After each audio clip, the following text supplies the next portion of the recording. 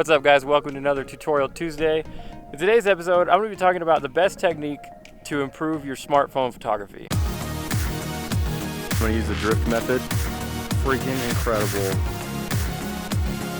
Round F16 for that to get that sunburst.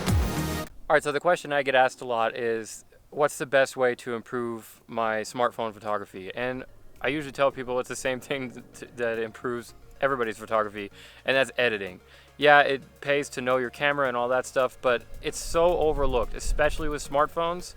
Editing is always overlooked, and people don't realize that a smartphone is basically a little computer, and there's so many great apps like Lightroom, Photoshop Mobile, and Snapseed.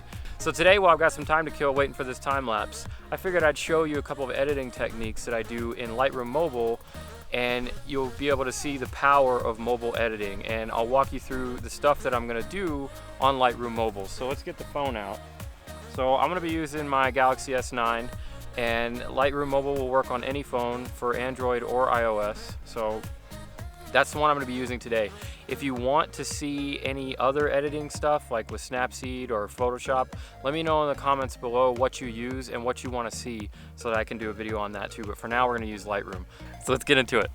Alright, so we're in Lightroom Mobile now, and I brought up this image that I snapped on my phone while I was in Death Valley a couple weeks ago.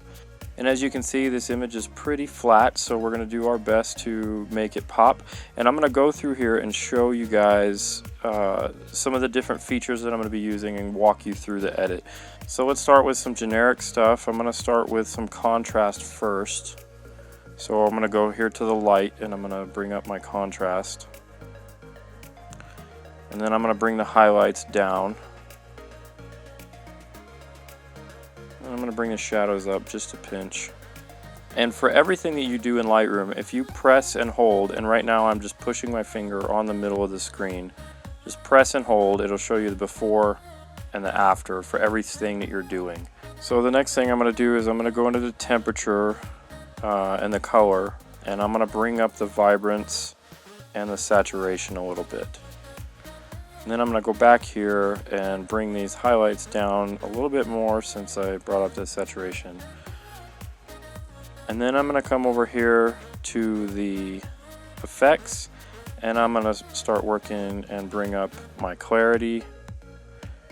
And I'm going to bring it up a little bit, about 31. And I'm going to dehaze, do a global dehaze just a little bit. Okay, so now is the part where I want to start making some local adjustments, and I don't want to adjust the whole thing, so I'm going to go in here and I'm going to do my selective edits. And the first thing I'm going to do is I'm just going to brush in a tad more clarity, and so for that I'm going to do the brush, and then I'm just start painting here. So this is the area that I want the clarity. And then I'm going to go back into here into effects, and then I'm just going to drag that clarity way up, give it a little more dehaze, which is basically like a super fancy contrast. I'm going to drag the clarity up even more. I really want this foreground to pop. Okay, so once you're done with that, then you just hit OK. You hit the check mark. So take another look at before and after. It's getting there, but it still needs a lot more work. So another thing I want to do is I really want to draw the eye to this rock here in the foreground. So I'm going to do some more selective edits. I'm going to grab my brush and I'm going to paint in a new one here. And for this, I'm going to do a little bit more. Okay, so now I'm going to go back into my light. And for this, I'm going to bring up my highlights. And I'm going to bring up the whites in that area. And then I'm going to bring the blacks down just a little bit. Okay, so this has really helped to make a leading line, and you can start to see that here in the center of the image where I brought up the whites, and it's going to help push you from the rock to the sunset, or from the sunset to the rock. So the next thing I want to do is I want to go ahead and change the overall tone and do a split tone a little bit. So I'm going to go back into effects, split tone. And now, using a little bit of color theory, what I want to do is I want these shadows to be a little bluer. So I'm going to slide this over into a blue area that I like, maybe right in there like that. And then I know, using a little bit of color theory, that the opposite color, the complementary color of blue, is going to be a yellowish color. So I'm going to bring the highlights up to a little bit of a yellowish color. Now I'm just going to adjust those blues again. And then I'm going to adjust the balance of that to make it not so heavy on one side.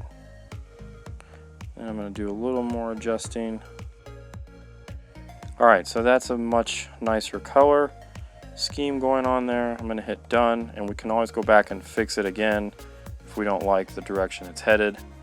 There's another before and after. It still needs a little bit of work. So I'm going to, while I remember, I'm going to go ahead and add a vignette, because that's another great way of helping push your eyes to where you want to go. And I'm just going to drop this down a little bit, right around in there. So that's just going to darken up the edges there and push your eye towards the center. And I feel like I want to tweak something a little bit more. So I'm going to warm this up a little bit, and then I'm going to push the tint a little bit to the magenta. You know what? Actually, I'm going to cool it down just a little bit.